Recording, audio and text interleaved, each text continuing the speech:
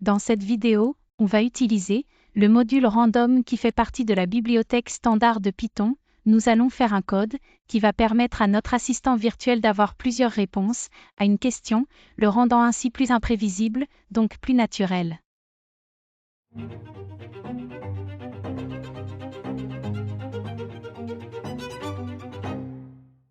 Je me suis beaucoup amusé à faire ce code, je sais qu'il n'est pas parfait, je vais continuer à l'améliorer.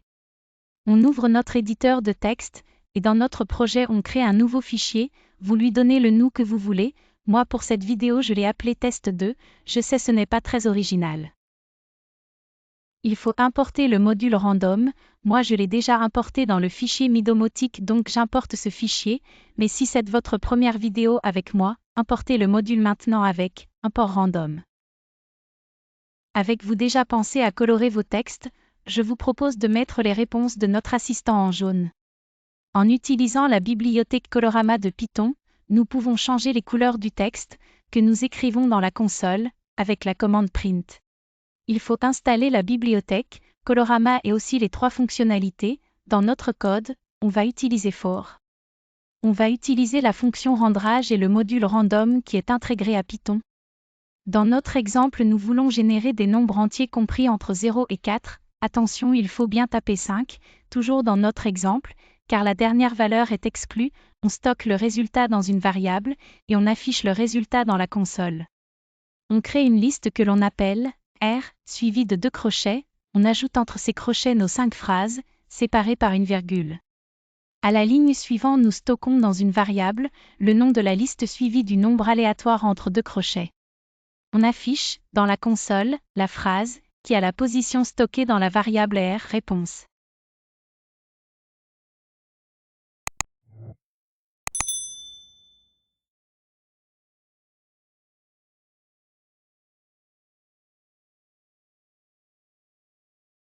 Dans la deuxième partie du code, on récupère la valeur d'un capteur de température avec l'API de domotique.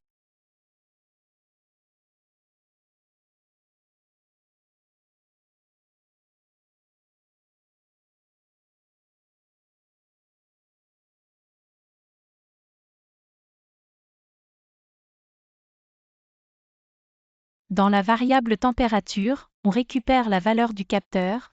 Dans la variable tempin, on modifie la valeur en un nombre décimal.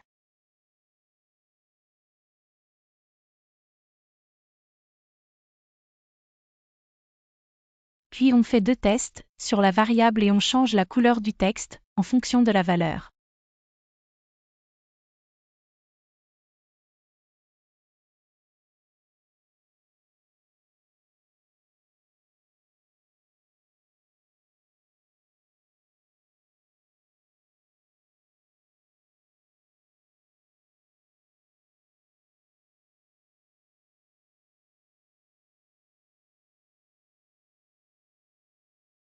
À la fin du code, on ajoute les mots-clés dans la condition, sans oublier la condition pour sortir de la boucle while avec le mot-clé by.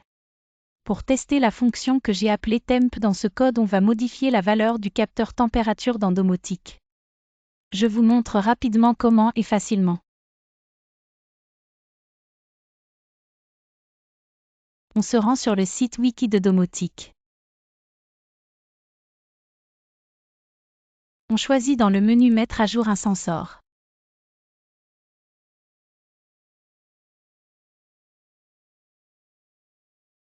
On copie le lien que l'on met dans le navigateur.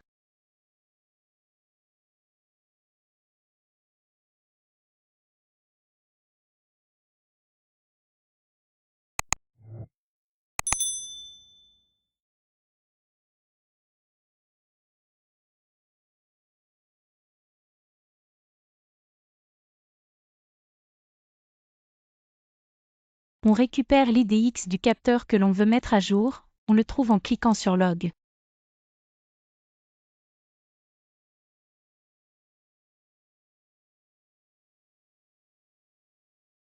Dans le lien récupéré plus tôt, on modifie l'IDX et au bout du lien, on met la valeur que l'on souhaite afficher dans domotique.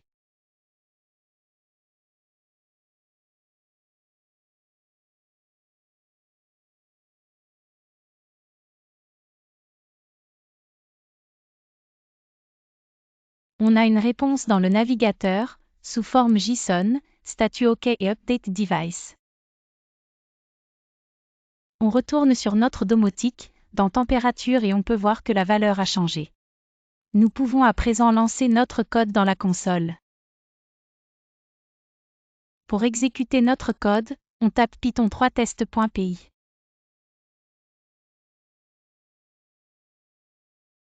À l'invitation, on écrit notre phrase, on pense bien sûr aux mots-clés.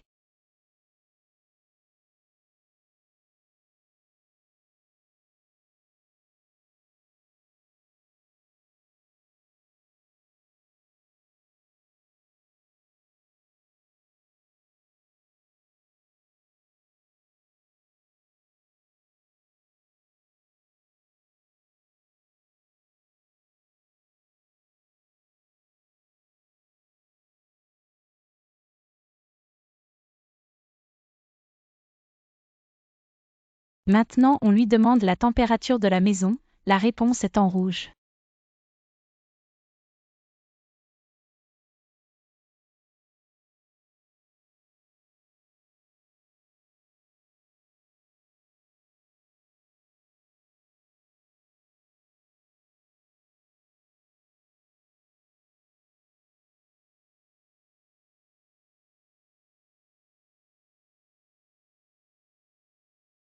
Je passe la température à 5 degrés dans domotique.